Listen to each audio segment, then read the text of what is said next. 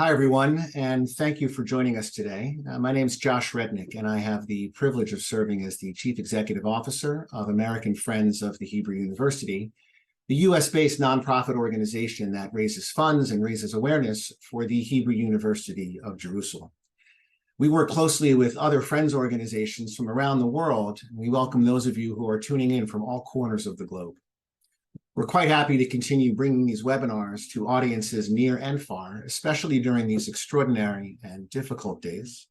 And we're deeply grateful for the time our friends in Israel have devoted to us today. I'm honored to introduce today's program featuring several esteemed members of the Hebrew University's Department of Communications and Journalism. There's no denying the influence of social media on our lives today, and I know that we will all benefit from hearing educated and informed perspectives on how digital platforms are being used to share opinions about the war between Israel and Hamas. But before I turn the floor over to them, I did want to remind everyone about the We Are One emergency fund that has been established by the Hebrew University in the wake of the events and attacks of October 7th. Donations to this emergency fund are being used to meet immediate needs of students and other members of the Hebrew University community, including the provision of counseling and mental health services, basic needs such as shelter and food for those who have lost their homes to terror attacks or who have been relocated from the northern border or from the Gaza envelope, increased campus security, and hosting groups of school-age children in safe spaces on our campuses.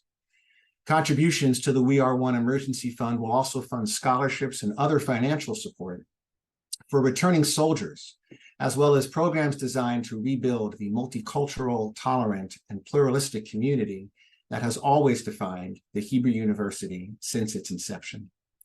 We are hopeful that a reopen date of sometime later this month, the date's been a little bit moving around, but we last heard it'll be the 24th or possibly the 31st of December. That was just announced by Israeli universities. We hope that date will be feasible and that the academic year will begin at that time. In the meantime, those members of the Hebrew University community who are not serving on the front lines right now are helping in other ways. Members of the dental faculty have lent their expertise to the unfortunately grim task of identifying victims of the October 7th massacre. Members of the Faculty of Law are providing legal assistance to families of hostages and to those in need of legal advice as a result of the war. And members of the Faculty of Agriculture have been in the fields, volunteering to work on farms, replacing those who have unfortunately been lost or who have been called up for military service.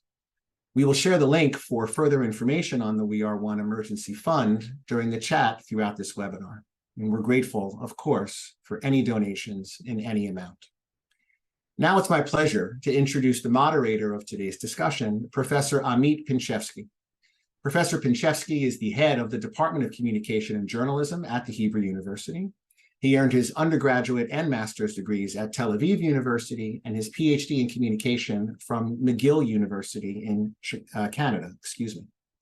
His research interests are in the theory and philosophy of communication and the media. Questions are welcome during this webinar. Please feel free to type your question into the Q&A section of Zoom, and my colleagues will facilitate a discussion about those questions with our presenters today after the actual presentation wraps up. So for now, Professor Pinchevsky, the virtual floor is yours.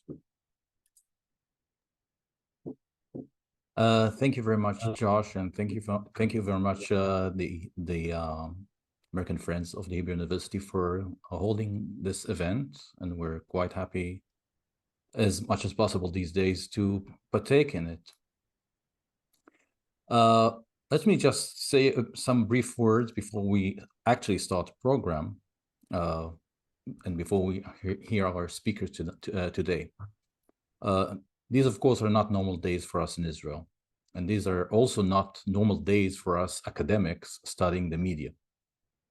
Being directly affected by the events hinders the ability to put things in perspective and provide assessment. Today, we will nevertheless attempt to offer some preliminary thoughts and comments on the ongoing Israel-Hamas war on social media. This war takes place on multiple front lines. on the battlefield, on the home front, and on numerous digital platforms across the world. And these multiple front lines do not simply coexist, but are mutually affecting and implicating each other. Indeed, this was actually the case right from the start. The massacre perpetrated by Hamas on October 7th in southern Israel was an act of unspeakable atavistic violence, which was captured in the process by the perpetrators wearing body cameras and transmitted in real time on social media. It was meant to be seen, and it was meant to convey the message, this is what we're capable of. And at the same time, hundreds of Israelis were fleeing, hiding, reaching out to family members, but also rescuing each other and fighting back. And much of all that was also being shared in real time on various social media platforms. And since that day, digital front lines have multiplied exponentially, reaching far and wide from Gaza and Israel to North America, Europe, and across the Middle East, back and forth and all at once. So to reflect more about the present moment, we will hear from four leading researchers in the Department of Communication and Journalism at Hebrew University, who have long been studying digital and social media. I should also mention today that amid the current turmoil, we in the department are actually marking an important achievement. The recent Shanghai ranking of the academic fields, of global academic fields, places the department as 15th in the world. And this is a rise of 2 places over the previous year, which makes the Department of Communication the highest ranking of all departments in all academic fields in all the universities in Israel. And this achievement, I think, is even more significant these days. So to our speakers, our first speaker today is Paul Frosch, a full professor in the department and currently a core fellow at the Helsinki Collegium of Advanced Studies at the University of Helsinki. Paul specializes in visual culture and the aesthetics of digital media and will speak about the worldwide digital circulation of posters of kidnapped Israelis. The next speaker will be Dr. Lily Boxman-Shabtai, an assistant professor in the department, works on the audience's participation and political polarization, among other things, on social media. She will talk about the image war waged between pro-Israeli and pro-Palestinian posts on TikTok. Next is Neta Kligler-Vilenchik, associate professor and the director of the Smart Family Institute of Communication. Neta studies political expressions of young people on social media and will share some findings pertaining to the current conflict from a forthcoming book on the subject. And finally, we will hear from Tom Devon, a promising doctoral student in the department, who will also talk about TikTok and how digital platforms inform articulations of trauma and violence by means of playful user engagement. Tom is also active in the Hostage and Missing Families Forum. So, at the end of the presentations, we will have some time, about 15 minutes for discussion. So over to you now, Paul.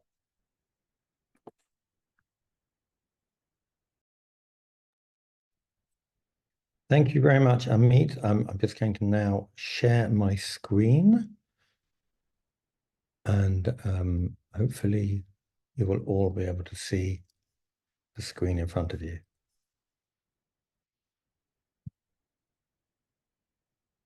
Good evening, afternoon, or morning, depending on where you are. I'm actually speaking to you from Helsinki, and since today is Finland's Independence Day, I'd like to wish any Finns in the audience a happy Independence Day. It's not easy to speak about the current war and Hamas's horrific atrocities on October the 7th simply as an academic. Doing academic research always involves some kind of abstraction, putting oneself at a distance from the phenomenon you are researching so that you can develop concepts and theories that help to explain it. As an Israeli, that's extremely difficult for me at the moment, and I'm guessing it is for my fellow panelists too. Nevertheless, I think that it is important to try to understand with greater clarity some of what is happening while it is happening. So today I'm going to zoom out and examine what we mean by the digital front line, which is the title of this panel, provided by Tom Devon, who will speak later. I'll suggest that the phrase has two main implications. First, that the media environment we live in radically extends and transforms the idea of total war, a type of war that involves whole societies and mobilizes entire populations, and which is most commonly applied to the two world wars of the 20th century. Contemporary media take total war deeply into the symbolic realm, the arena of images and words, where anyone, almost anywhere, can be on the front line, mobilized for public battles over visibility, solidarity, and legitimacy. And thanks to the liveness and immediacy of media, these battles occur in real time, on a global scale. So the digital front line is everywhere and operates continually. We are now in a state of total global symbolic war. Second, the digital front line is not just virtual or online, and is not just on social media. It pervades almost all social spaces, including traditional media and interpersonal social interactions with strangers, friends, and family. The front line even appears in our own heads, as when we try to defend our sanity by blocking out images and descriptions we wish we had not seen or read. And of course, it also permeates physical locations. Let's make this more concrete by looking at a particular case, the posters of kidnapped Israelis held by Hamas. I first encountered these on Facebook when a friend posted one. But as many of you know, these posters did not originate in social media or indeed online at all. And they were not at first a global initiative. They were initiated by two Israeli artists living in New York, Nitzan Mintz and Dede Band-Aid, and designed with the help of an artist in Israel called Tal Huber, a few days after October the 7th. Mintz and Band-Aid were feeling isolated from what was happening to friends and family in Israel and felt the need to do something. So they took the flyers to a local print shop, printed 2,000 copies, and walked from Central Park to Lower Manhattan, putting them up on streetlight poles and in subway stations, and trying to hand them out to passers-by, who were mostly indifferent. Frustrated by this indifference, they put the posters in an online folder and sent the link to their friends on social media, inviting people to download and print them. Then they went to bed. When they woke up, they found that the posters were now beginning to appear in public spaces around the world, not just in Manhattan or across North America, but in Europe and the UK and as far afield as Australia. So the posters began as a local initiative, and they were decidedly low-tech. No artificial intelligence, no algorithms, no need to log in or log out, and no complicated computational procedures. Just photographs, very simple and bold graphics, minimal text, and an old-fashioned technology, print. All you needed to make them is a computer or even a smartphone, an internet or cellular connection, and a photocopier or printer. And you also needed to feel the need, as Mintz and Band-Aid did, to do something. What is so special about these posters, and what happened once, thanks to the internet and social media? They did go global. The most obvious feature is the photograph. Although the posters all have the same format, each is different because of the photographs. Photographs tend to emphasize the uniqueness of each individual, and they communicate this uniqueness to us because we ourselves take and appear in photographs, as do our loved ones. I should add that the photographs used in the posters are all personal images, where the kidnapped people look at the camera and smile out at us. So the photographs personalize this huge, appalling event and its victims. And putting them up around the neighborhoods in different parts of the world populates those places, making the absent, the kidnapped, present for tens of thousands of distant strangers who have never seen them before, in everyday physical spaces, the streets and the subway stations, and making it hard for them to be forgotten or ignored. Mintz and Band-Aid said they took inspiration from the posters of missing people which are put up, often by police, in public spaces. One could also compare them to posters of the disappeared used in the past against dictatorships in Guatemala and other Latin American countries. But these posters also show us something else. The version you see here includes two elements that weren't on the first 2,000 that were printed, and they reveal that the digital and the physical have now become inseparable. The first is the hashtag All right. The first is the hashtag kidnapped from Israel, which connects you to the topic on social media platforms like Twitter or Instagram. The second is a QR code. Scan this with your smartphone camera, and it takes you to the website of the online campaign. And note what is written on the poster. This is so that you can join the global efforts. Of course, such links to social media and websites would never have appeared on posters of the disappeared in the past, because that was in a different media era. They are a sign that the front line of total symbolic war crosses both digital and physical spaces. And once you get to the website, what do you see there? The button marked download and print, so that you could then take these posters from the digital realm of the website and put them up in your neighborhood. The relationship between the physical and digital worlds is not one way. It is a perpetual loop. Yet the story does not end there. Populating neighborhoods with kidnapped Israelis sparked territorial and symbolic battles in many places, with people who would probably define themselves as pro-Palestinian tearing down or defacing the posters, sometimes gleefully. The image you see here was taken in London. Many of the poster terrors were no doubt motivated by good old-fashioned anti-Semitism, and many others justified their actions with accusations against Israel, claiming that the posters crowded out Palestinians as victims of Israel's operations in Gaza. This is the symbolic front line played out at a very basic and raw level. Any gain in sympathy for Israelis as individual victims is perceived by these people as necessarily a loss for Palestinians, according to a zero-sum logic. My own interpretation is that it restages very powerfully the kidnapping or disappearing of Israelis over and over again through actual physical struggles over their images. And still the story does not end. Because the tearing down and defacement of the posters was filmed by ordinary people with smartphones, the physical battles over the posters became a media spectacle, filmed and uploaded on social media where the symbolic front line continued to operate. And the circulation of these images and videos on social media, tweeted and retweeted, posted and shared, led to mainstream media reporting on the phenomenon. This led to claims that the only reason the posters were being put up was so that those tearing them down could be filmed and publicly shamed in the media. That the posters were not really about the kidnapped themselves, but a media strategy for symbolically harming the other side. This is a classic example of victim blaming, if ever I heard one. Physical reality itself has become the stage on which a media war is enacted. And the ethical innocence of the original artists, Mintz and Band-Aid, who merely wanted to show the world those who had been snatched violently from their homes, is almost completely lost in this global hall of mirrors. So to sum up, the example of the posters shows us two main things.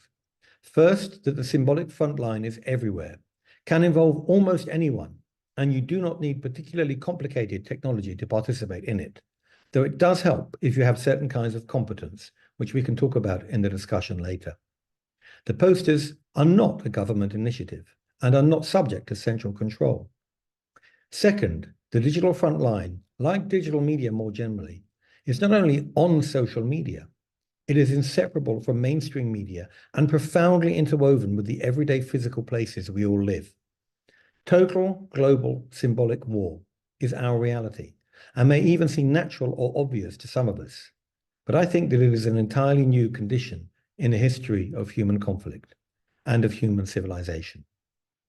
Thank you.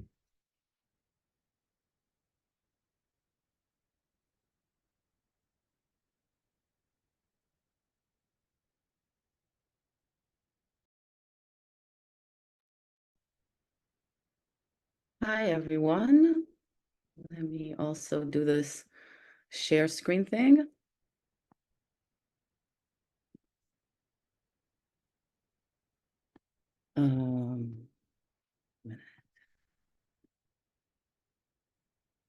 Okay, so thanks for giving us the opportunity to escape into the world of intellect and research and data and interpretation rather than obsessively watch the news.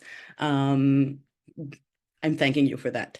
I will be talking about a study I conducted with Professor Moran Yalchi from Reichman University about the image war and what happens when wars over images move to TikTok, a platform known for density in audiovisual content. I'll talk mainly about the May 2021 round of the Israeli-Palestinian conflict, which seems quaint in perspective, but I'll try to make a few connections to the current reality that we're seeing.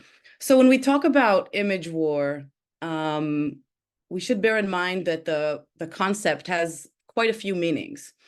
So we can talk about the war that's being waged over public image. And I'm sure that this is an audience that is quite cognizant of the fact that the image or the reputation of a country has big significance for international legitimacy and support, and it could actually influence the actual battlefield and strategic goals of the different parties.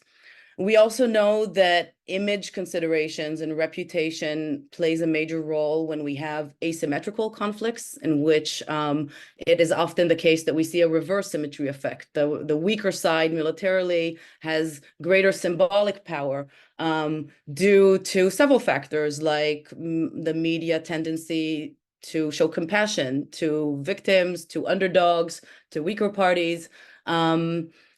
So countries and different state actors invest a lot of effort into public diplomacy, into spreading a positive reputation, a positive image on a global stage. And what we're seeing more and more with social media in the past decade, for sure, is that normal citizens, just like Paul demonstrated in his fascinating talk, just pick up their phones, pick up their social media accounts, and by themselves engage in this war over public image. This little meme from the Ukraine-Russian war kind of pokes fun at this. It's the sofa warrior meme, and they actually have badges for sofa warriors and ranks for different performances within the digital battlefield. But images are also instruments of war. So images do several things within the battlefield. They show us the war as a spectacle. This image on the top, which shows rockets being launched from Gaza on the right, being met by these precise anti-rocket, the Iron Dome system. It conveys an image that shows the war as something that's great, aesthetic. It also conveys a reputation about who's shooting, where, how, and with what means. It shows military power and significance. So this is the bottom image is taken from a video clip from the Houthi movement in Yemen, which is producing these spectacular music video clips showing ideology, showing military power. And of course, and I won't get into images here, as we've seen since October 7, images are certainly used as a way to terrorize and engage in psychological warfare. Images also battle one another within our contemporary digital environment. So even beforehand, think about big major events, big wars, big conflicts around the globe. Countless pictures are being taken, but only a few survive and become iconic and become remembered and become the image of the war. So there's kind of like the battle of survival between images over what will be remembered, what will become a token of the bigger event. There's also this battle over meaning. So in this contemporary media environment where we see a lot of memes or trends or challenges, which are different types of expression in which an image is taken and then repurposed and recontextualized and reinterpreted through a performance, through participation, meanings change. And what an image meant in the first dance, if we can even talk about a finite meaning, is completely lost and completely scattered all over social media as different participants take the images and do what they want with them. And here's a brief example that I'll show you from TikTok. This was a very viral and iconic moment in the platform during the 2021 war. I'm gonna stand up, take my people with me. Oh yes, please stand up, take your people with you, leave the children. What we're seeing here, and we're not going to show the whole clip, but what we're seeing here is this reference to a different text, to a different image, which is the soundtrack, which was the soundtrack of the movie Harriet Tubman. It was created in the context of slavery in the United States. It's been appropriated since, or reappropriated since, by the Black Lives Matter movement. So this might sound very familiar. And then within the Israeli-Palestinian war, it becomes both an instrument of war, so they're using this specific soundtrack and the image it conveys as a way to project a certain image, but it's also a subject of war because we actually have here two sides claiming ownership over the reference. This young Palestinian performer, he's actually Lebanese, he's in a way saying through this commentary, you don't get to use this reference, it's not appropriate. So on TikTok, what we see is the battles over public image are waged in a way that inherently involves battles between images. And that was something that fascinated us, and it informed this study, in which we wanted to ask, how do pro-Israeli and pro-Palestinian TikTok users communicate the war to an international audience? So we specifically searched for posts from two hashtags that are kind of like rhetorically equivalent: Israel under attack and Gaza under attack. And we searched for posts that were examples of civic digital diplomacy, posts that were in the English language, and that were posted by private individuals rather than state actors. So what we see when we look at the content and the values behind these different posts is that there's a few things that are happening. One common thing that we'll see on TikTok is acts of persuasion, people making an argument about the conflict. The association between public diplomacy and persuasion is rather intuitive, and indeed, we usually think about our goal as persuading, conveying some sort of argument to the general public and swaying the general public in our favor by influencing beliefs, attitudes, behaviors. A common genre within this type of content was the critical monologue, where you'd see either a public speaker, like a UN General Assembly speech, or a person sitting in their bedroom talking to the camera and conveying some sort of critical message about the other side. So that was common, but that was not the only thing that was going on. So another form of expression is demonstration. So if we think about persuasion videos as telling us something, crafting an argument or a position or a fragment of it, demonstration is motivated by showing, and this is where the kind of camera and audio-visual qualities of TikTok really stand out. Here, a speaker is usually not present in the image, and the argument, if one exists, is usually implied. And what we see instead is that the images implore the audience to see for themselves, to bear witness. And the most common genre of demonstration is this raw footage documentation, where we see unprofessional and lightly, if at all, edited videos or photographic images from the ground. And the rawness of this imagery, marked, for instance, by grainy or shaky footage, was a prominent component of this aesthetics, conveying the immediacy of this genre. So this snapshot, for instance, is from a short video depicting Israeli police forces violently handling protesters in Sheikh Jarrah. And here there is a fragment of an argument. There's something about human rights violation. There's something about Israeli occupation. But really, the real drama within this 15-minute video is the camera moving between bodies and sounds. Third practice or type of content that we saw in 2021 is authenticity. So these type of videos will try to dig into the truth. They'll try to present the facts. There might be an argument indeed, or a fragment of an argument, but the main essence of these videos is that we're conveying some sort of truth. And we're being both authentic to the external facts, the external reality, and to oneself.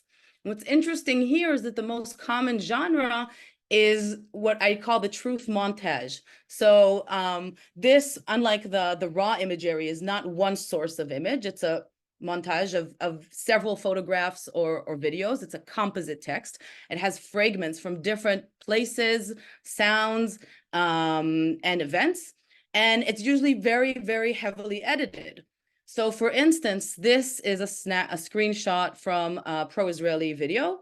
And these are the opening and closing shots of this video. And I'm going to focus on the opening shot, which has a few things going on. And you might not necessarily understand it. I certainly didn't understand it when I got started. So there are two elements here that one should be aware of. One is the soundtrack, which is an important feature on TikTok. Here, the name of the soundtrack is Daddy Issues Remix. And these are the lyrics that inform the chorus of this song. If you search this soundtrack, then you find a database of all the videos that use the same soundtrack, and this soundtrack conveys this moment of trauma, of exposing oneself to the audience to a hurtful experience.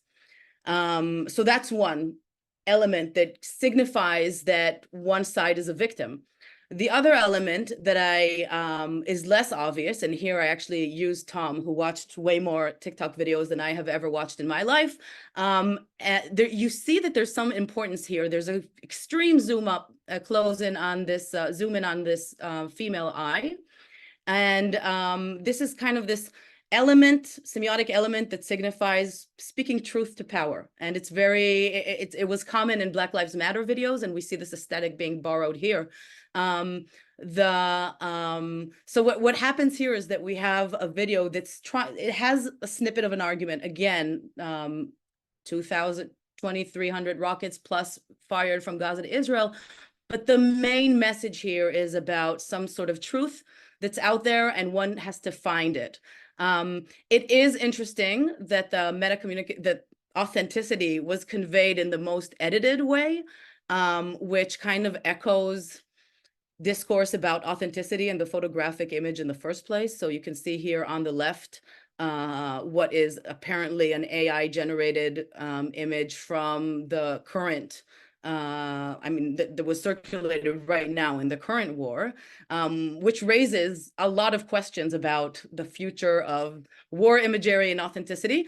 But we should also remember, and this is just a short blast to the past, that photographic images of war have always been manipulated in some way or form. So this is an iconic image from the American Civil War, and we now know that it has been staged. This corpse was moved and propped in a way to be more aesthetic, to be more convincing. One last practice that I'll talk about is the affiliation, which is signaling membership in a community by demonstrating allegiance to a shared memory, taste, or goal. A common genre here is the rally montage, which amalgamates footage from public demonstrations of support in favor of Israel or Palestine. This montage, for instance, starts with these really, really dramatic images of crowds demonstrating in support.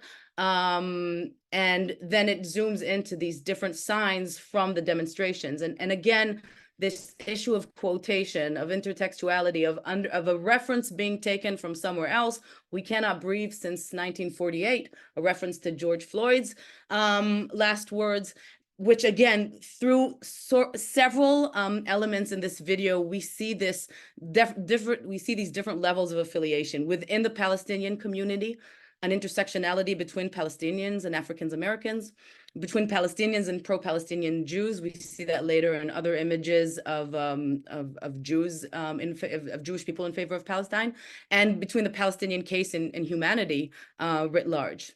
So what does this all tell us? First, I'd like to argue that this research shows that persuasion is overemphasized when we think about social media during war and civic diplomacy. It's overemphasized both in research. So when we originally conducted this research, we looked at the content through all sorts of measures, from traditional research into messaging, who's being blamed, who's being victimized, how are actions being justified, all these things happen on TikTok, but they're not the main thing. That's not the main show. The main show is the sense of immediacy through the grainy images. It's the sense of authenticity, it's creativity, it's affiliation. It's not only about crafting an argument. So that's something also that can be taken in, in practical terms. Conveying a strong message is not only about a strong argument. Just a word about the similarities and differences across sides. You may have noticed that I kind of zigzagged between the pro-Israeli and the pro-Palestinian videos. I think that overall, all the categories I'm talking about were evident across both sides.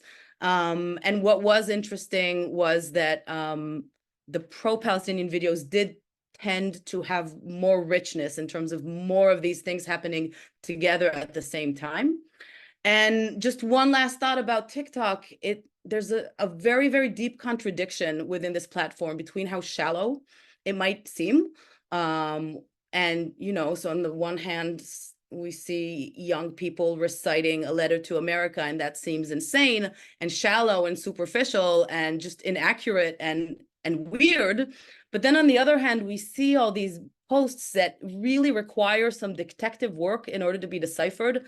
And they build on really multiple levels of understanding, of familiarity and knowledge. So while we might be disparaging towards the content, the way that it's conveyed is very, very complicated, and it kind of signals out who in the audience can actually be part of this conversation. So I'll finish with this, and after talking about all these images that are maybe more manipulative or persuasive, I'll just end with this, which has been a source of comfort in the early days of this war. And when you talk about a picture being worth 1,000 words, this was very powerful in conveying what it's like to be a parent to young kids during the war, when you feel useless and like you don't have anything that you can contribute with. Well, you're doing a lot just keeping the horrors out of their minds. So with that, I'll end, and I hope that's helpful. And thank you.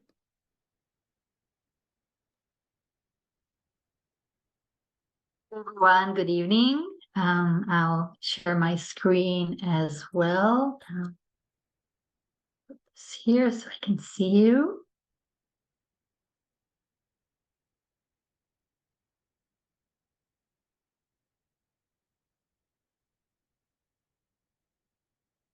Okay, so thank you, Lily, and you'll see a lot of connections between Lily's presentation and myself. I'll be talking this evening about young people's political expression.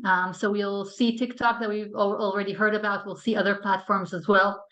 And the things I'll talk about come from a forthcoming book that I'm working on with my colleague, Ioana Literat from Teachers College, Columbia University, that's called Not Your Parents' Politics, Understanding Young People's Political Expression on Social Media. And while our book doesn't touch specifically on the Israel-Hamas war, I think that the insights I'll talk about can help us understand the context and some of the maybe deep-rooted ideas in why young people are expressing themselves the way they are. And I hope even to give a little bit of optimism, if that's possible at this moment. So first of all, and before I even go into the arguments from our book, I'd like to talk a little bit about whose political expression are we seeing on social media. And this is sort of a reminder to ourselves. So this comes not from my book, but from a journal article where I collaborated with collaborators in 5 different countries. So in this cross-national research, we talked to young people in Argentina, Finland, Japan, US, and Israel, and try to understand their perceptions around talking politics, both online and face-to-face. And we found these 5 categories that were pretty resonant across all countries.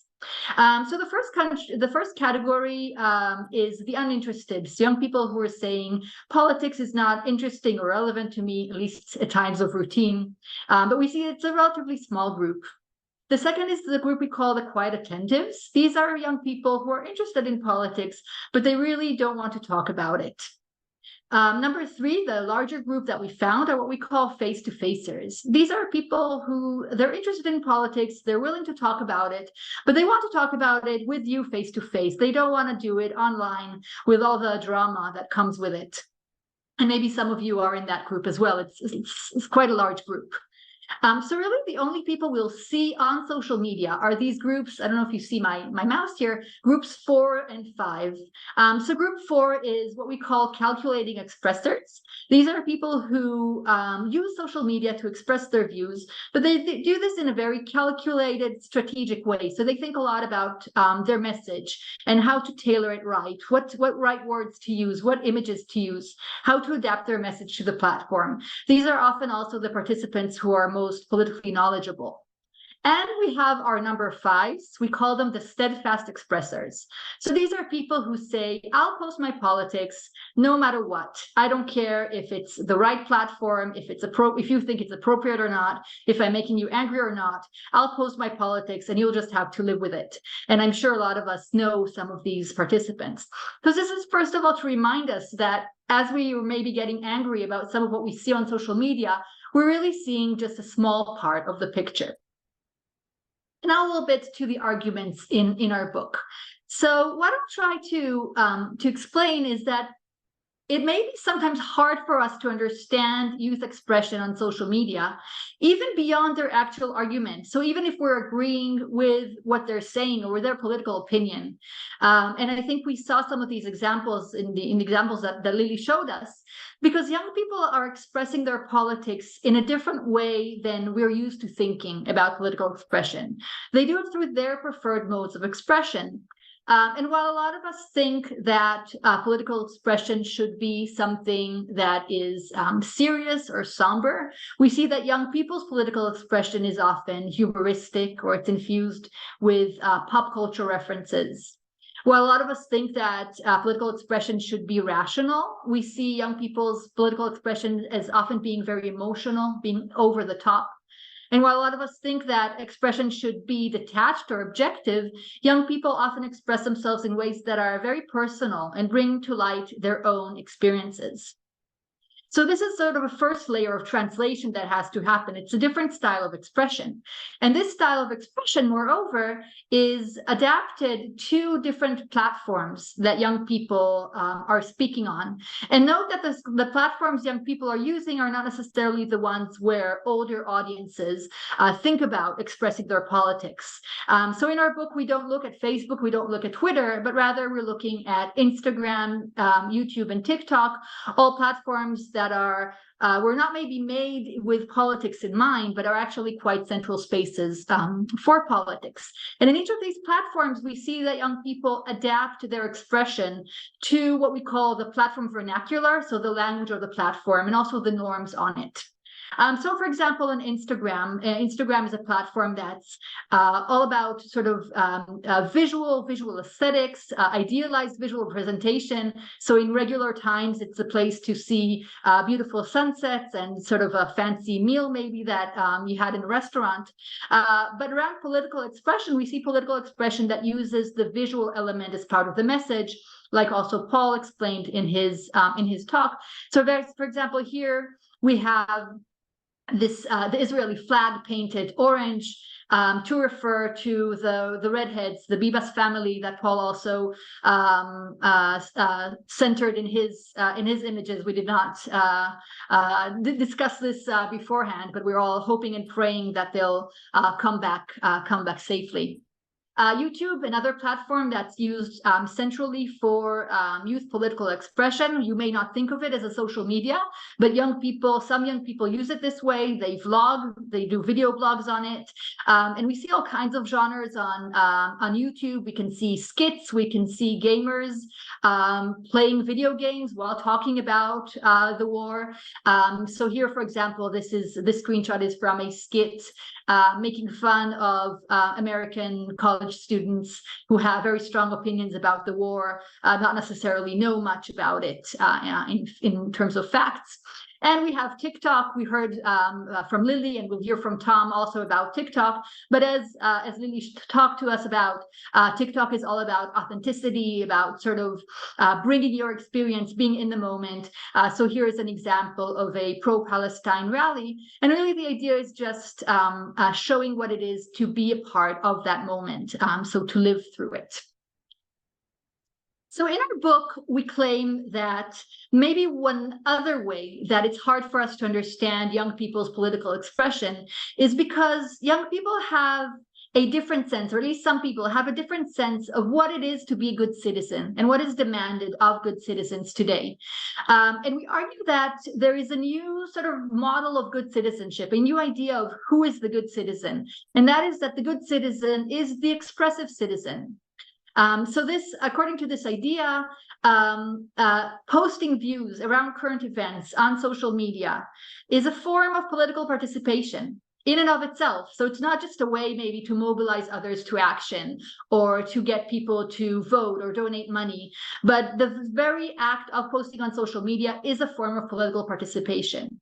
Moreover, it is a form that, particularly at times of turmoil like the current war, may be expected of good citizens. So for young people, the idea may be, you know, if I'm not posting about this on social media, am I even a good citizen? So is this a good thing or a bad thing? It's a complicated answer. So in terms of political socialization, so the idea that we want young people to be participants in public life, in democratic life, and to sort of practice their political voice, it's actually a good thing that that they have a place to play with politics or to try out speaking out on politics. Expressive citizenship is also quite strong in terms of mobilizing around a shared cause. It helps you find like-minded people, connect with them, and rally around a shared cause. However, and I think we see the downsides very strongly in this current war, we see that expression on social media is not very conducive to conversing with those who think differently. So if you've tried to have a reasoned debate on social media around this war, you probably very quickly found out that it's not the way to do it. It often just doesn't work. And the way that that social media is built in terms of its algorithms and what they show us, in terms of the way that engagement metrics are used, means that often the kind of expression that is most incentivized is sharing views that are simplistic, are extreme, or are uninformed, so sort of leading to this frowny face that we see here. But I was told that I shouldn't end on a bleak note, and I try to bring some optimism. So I do want to help us think about how to use social media to speak back, and just some recommendations based on this research. Speak from your heart and your experiences. This is really what social media does well. It is a good place to share and to connect on a human basis. Don't, in internet language, we call this, don't feed the trolls. So don't get into the arguments because social media is probably not the place where reasoned debate will take place. And remember, we're seeing only the extremes. So don't let desperation overcome you. And the last advice I'll give is to keep calm and to bring them all home now. Thank you, and greetings from Jerusalem.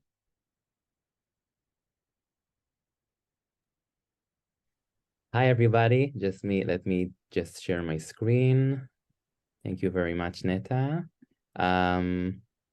Okay, just a second. Great. So it's a true honor to be here today and embark with you on a short journey into the place of TikTok in the current war. As TikTok might be sometimes a bit hard to digest, for the next 10 minutes, I encourage you to maintain an open mind, refine from quick judgments, and express your thoughts in the Q&A session. I'm sure your contributions will be a crucial for a critical discussion. So let's jump in. So what's on our agenda? I'll try to show you how narratives are crafted on TikTok through three critical contexts: the platform's local language for creation, users' practices for achieving algorithmic visibility, and questioning where TikTok is in all of this. Spoiler alert, way behind.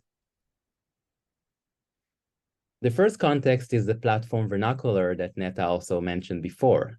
TikTok has evolved from an entertainment platform to a hub where serious discourse is vocalized and reverbed by human and automated infrastructures.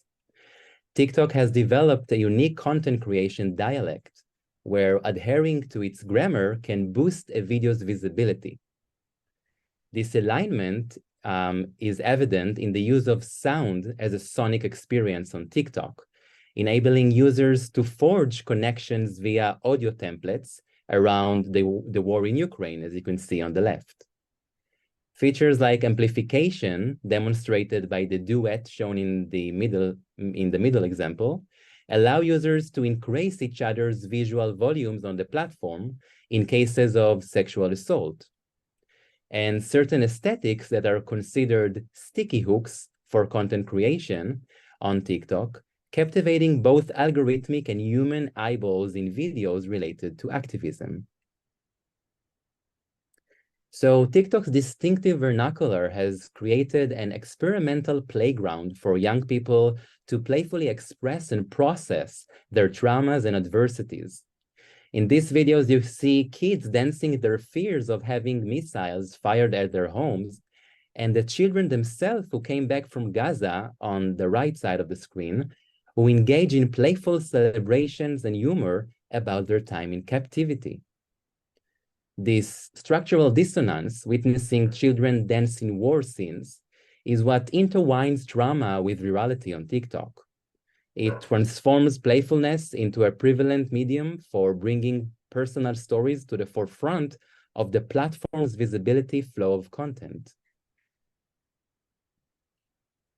So considering this context, let's delve into the user's playful practices and strategies for gaining visibility on TikTok. The screens before you offer a small glimpse into how the Israeli and Palestinian narratives are portrayed on the platform. On one side, there is the Israeli content characterized by a militant, technologically advanced, and army-centric approach. In contrast, the Palestinian side presents a narrative of victimization, heightened emotionality, and human-centric depictions of the war. For this side on TikTok, the narrative often takes the form of an army versus victim, enclaved in the David versus Goliath dynamic. This form of visibility is far from new, but on TikTok, it has become increasingly powerful, especially as the digital frontline being consumed among teenagers in Central Europe and North America. So examining user practices around visibility reveals clever algorithm hacks by pro-Palestinian users.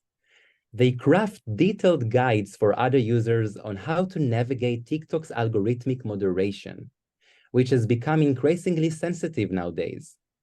These users reveal insider secrets, offer strategic tips, and empower the pro-Palestinian TikTok community with tactics to effectively penetrate the platform's dense algorithmic smoking screens.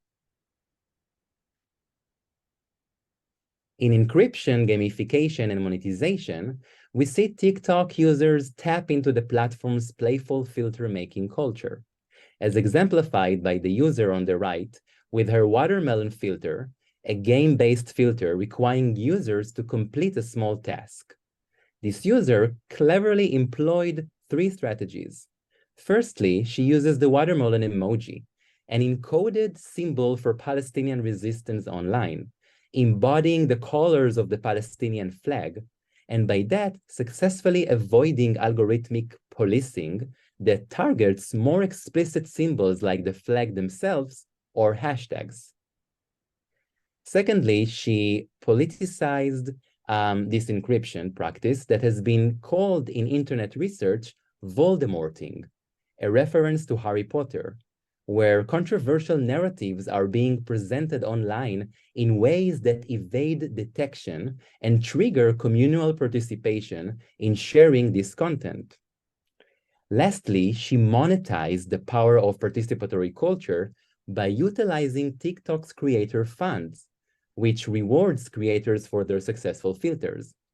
So as you can see, she promises in her video to donate her filter revenues to support Gaza.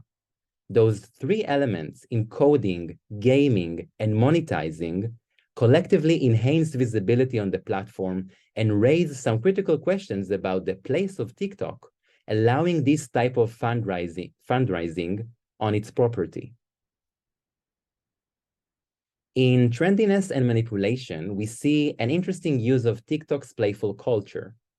During the first week of the war, my Jewish content creator friend, Julie Gray, pointed out that TikTok was defaulting to the Palestinian mask flag filter.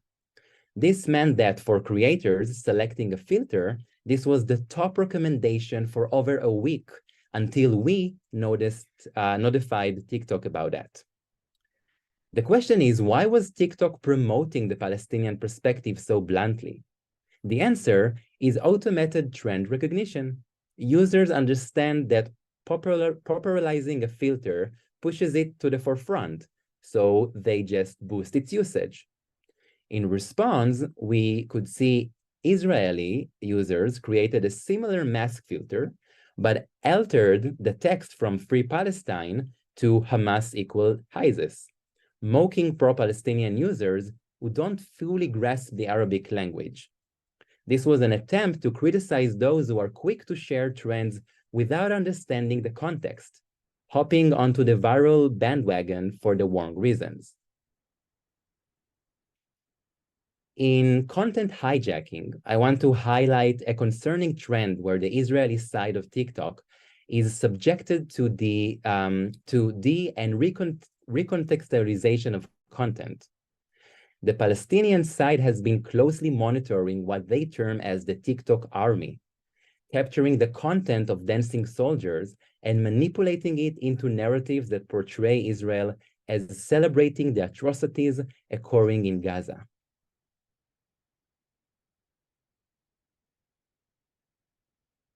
So, taking all of this in, we try to understand what is TikTok's position in this. Since October 8, the platform has been grappling with accusation of favoring the Palestinian side. In the recent public statement, TikTok dismissed those claims about their algorithm and shifted the responsibility to the users. They've made a considerable effort to prove that teenagers worldwide favored the Palestinian sentiment long before TikTok's inception, with the following statement: hashtags on the platform are created and added to videos by content creators, not TikTok. So to quote one of my Jewish content creator informants, this reaction is showing TikTok's ongoing abuse and gaslight of our creator knowledge and feelings. And on the criticism of TikTok being an anti-Semitic space, we can dive in the Q&A session. So TikTok seems to be focusing its effort incorrectly, comparing traditional hashtags like Stand With Israel or Stand With Palestine, and claiming higher visibility for Israeli content. However, users are already several steps ahead, creating numerous hashtags variants that evade moderation. For instance, they use emoji-loaded hashtags like the watermelon and the red flag to encode Palestinian resistance narrative and harness moderation-free videos aesthetics.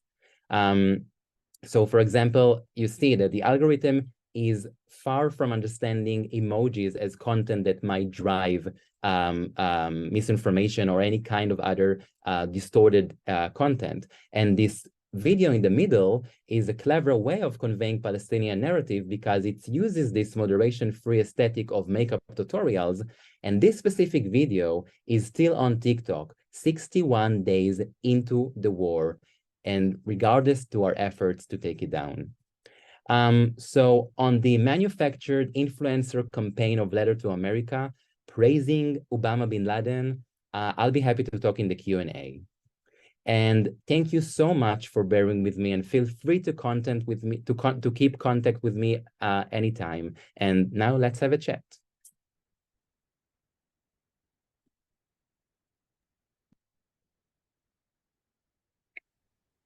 Okay, well, we have a lot of very interesting questions. I'm going to throw them out there.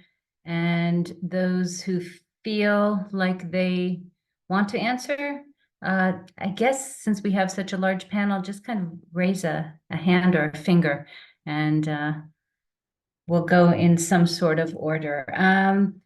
Victoria Walden asks, there seems to be no other conflict that engages such a range of global actors in the digital front line.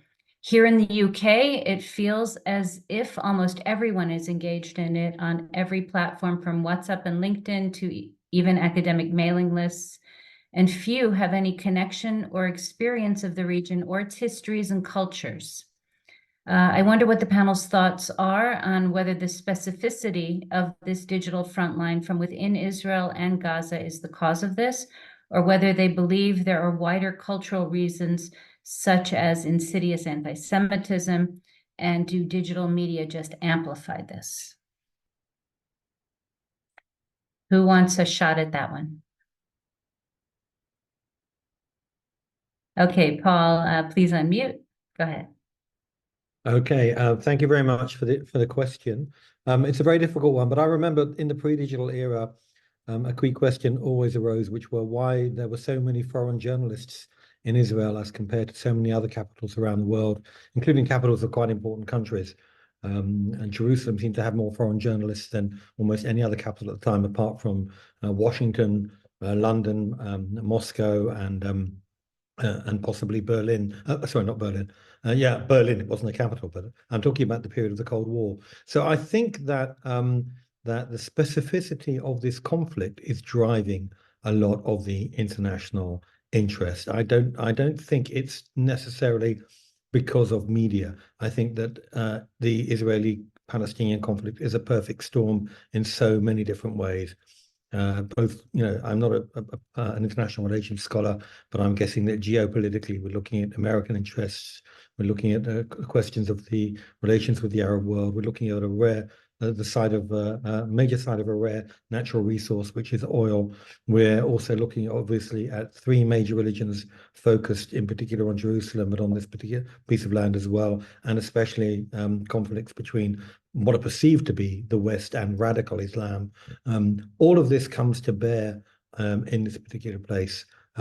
In addition to that, I would say that anti-Semitism is not incidental to that perfect storm. But I think that there is something other than media driving this interest, and that media do amplify it. And as I've said, the total global symbolic war means that one can be involved in it, whoever one is, at any point, wherever you happen to be located on the globe, in ways that you couldn't be in the past. But I don't think it's media that's driving the extent and intensity of global interest in what happens in Israel and between Israelis and the Palestinians.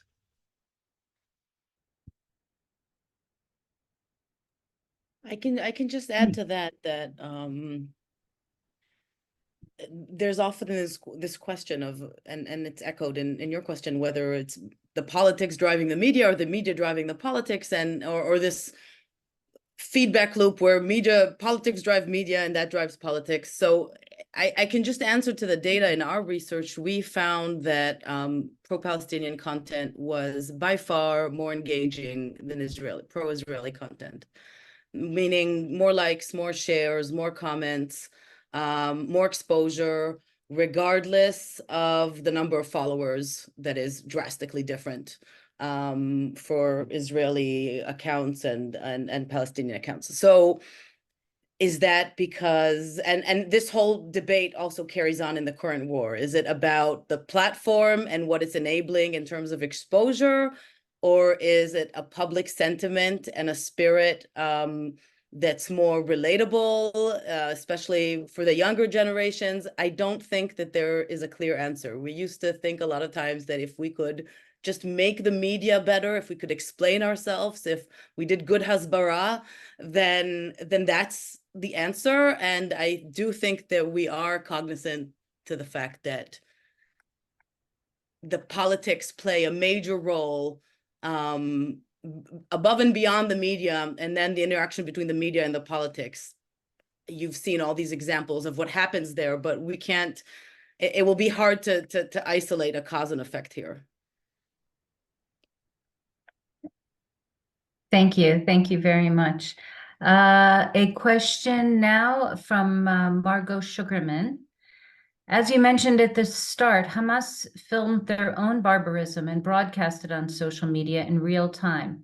Within days, the denials began, and mainstream media, BBC, NPR, New York Times, etc., were quick to dismiss any Israeli claims of massacres, saying that they couldn't verify the facts, even though much of it came directly from the perpetrators. How can this be reconciled?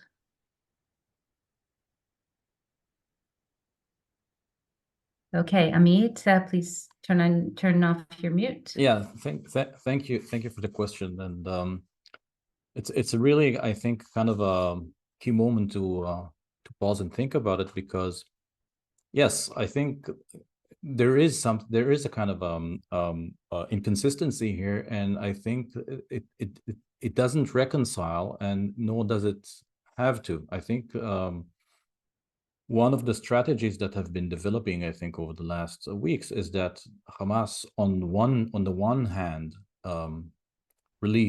used those images precisely to spread terror and to show exactly the calamities it could actually perpetrate. And on the other hand, for different audiences in different contexts, play a different game in which it kind of, spreads a kind of disbelief and suspicion as to whether this is correct, this is true, right? Playing off something about fake news, something that resonates differently with audiences, I think, in the West than in other places, and could actually benefit from that kind of, double gaslighting, in a way that, for different audiences, that these images could be seen as, well, as real, and for others could be interpreted as something that still needs verification. That tension, in a way, actually works for their benefit in maintaining this tension, which is irreconcilable, and I think has its own benefit to those who wish to maintain it. I think sometimes even engaging in that kind of debate about whether it's true or not feeds the trolls, as was mentioned, right? So it kind of participates in a discourse that you are already doomed to lose if you participate in it, but it's a dilemma nevertheless.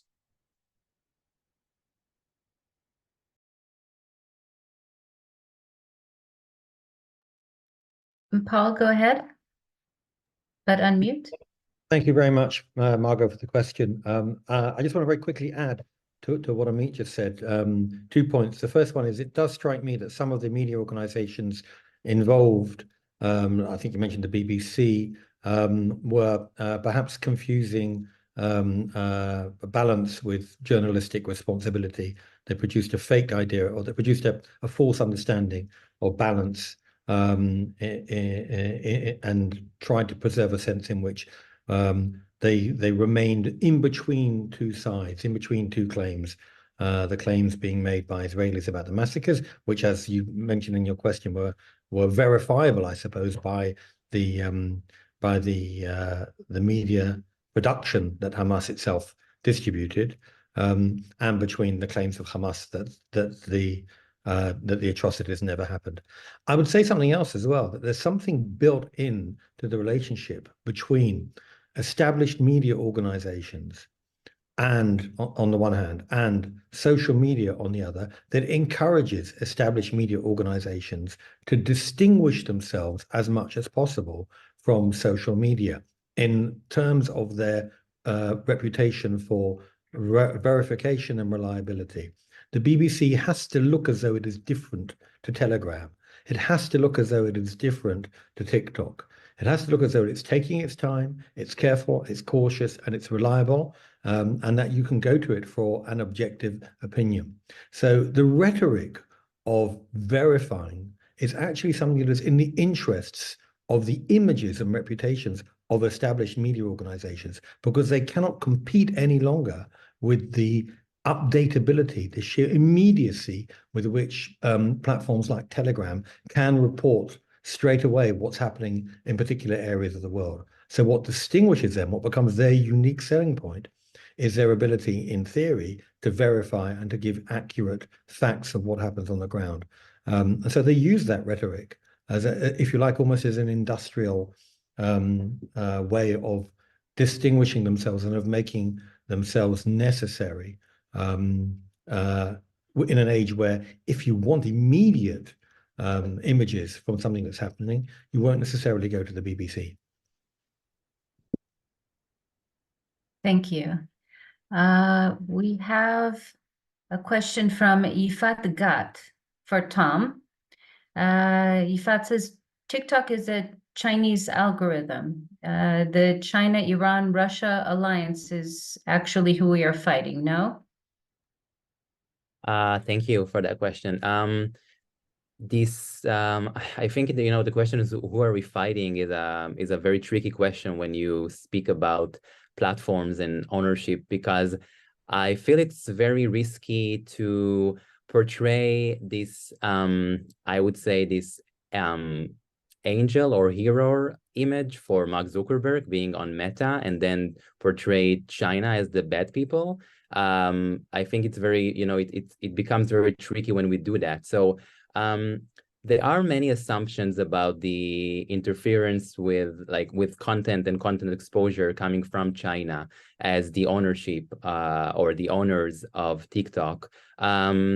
So we don't really know. We already the things that we already proven and investigated were several instances where Chinese workers of Dwayne, the Chinese TikTok, were giving access to personal data, or at least were able to have their hands on specific information or specific user details that were not supposed to be in their hands. So there are many, I would say, many theories about who is the enemy or who is standing behind this kind of like the favoring of Palestinian narrative on TikTok. I wouldn't run to say Russia, China, just because it's making assumptions that we cannot really understand right now. And because we are, you know, we in this TikTok realm, we are dealing with highly sophisticated, clever content creators coming from the Palestinian side. And spinning back to Lily's point about the Palestinian narrative on TikTok, we could already see on October 7, we could already see as the events were ongoing, users taking from their storage templates from 2021 and just infusing those templates for content creation with the new narrative now, and then, you know, kind of like starting the conversation already on TikTok. We can actually see Palestinian users highly prepared with units of content creators rushing to generate or at least be dominant or dominate the visuality of TikTok's For You page with all kinds of templates that they already had. So this is just a demonstration of how sophisticated content creators on the Palestinian side could be. And I would say that the main issue right now is to try to balance those levels of creation on TikTok, which is challenging because we are, in numbers, we are very small compared to the Palestinian side. So that will be the main challenge right now, I would say. And all about this kind of like big ownership of Russia and China, I would suggest to keep it now as kind of like theories in the meantime. Thank you, Tom.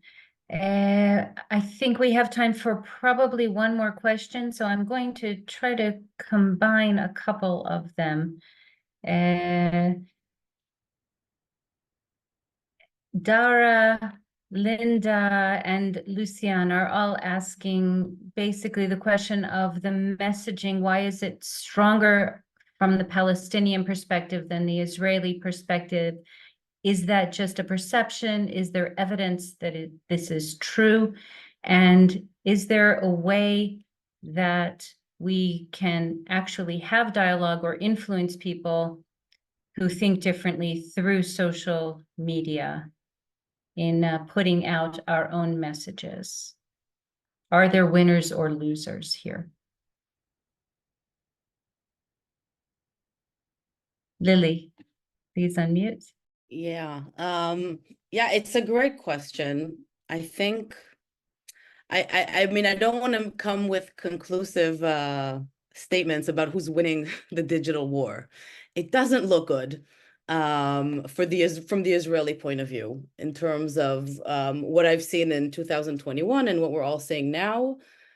I think there are many reasons. I will just highlight one, and it kind of came up in the presentation, which is this ability to create an alliance through images, through references, through a shared experience. So this alliance between the Palestinian voice and Black Lives Matter is huge. It's huge within the younger generation that was mentioned in a few of the questions. It's huge in the aesthetics of when we talk about intersectionality, who are the different groups that find empathy towards one another, and it's very hard to intervene in that. And I mean, I don't want the message to be negative. I think that there's a lot that can be done to bring out the Israeli point of view and to put out arguments, but I also would want to encourage everyone to remember that social media does not represent the general public.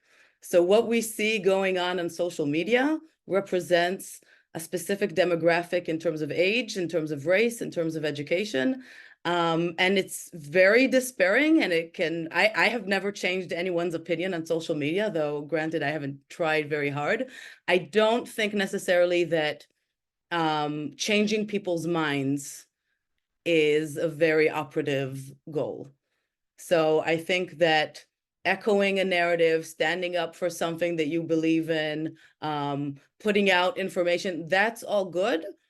But I'm not sure that changing minds is a goal that would be easy to accomplish. And it's important to remember that the people we're talking to are more than just the minority of people who are on social media from a global perspective. It's still a minority of people who are on social media, and it's still a minority of people who are engaging with content and creating content on social media. So it's loud, but it's not the majority of the world.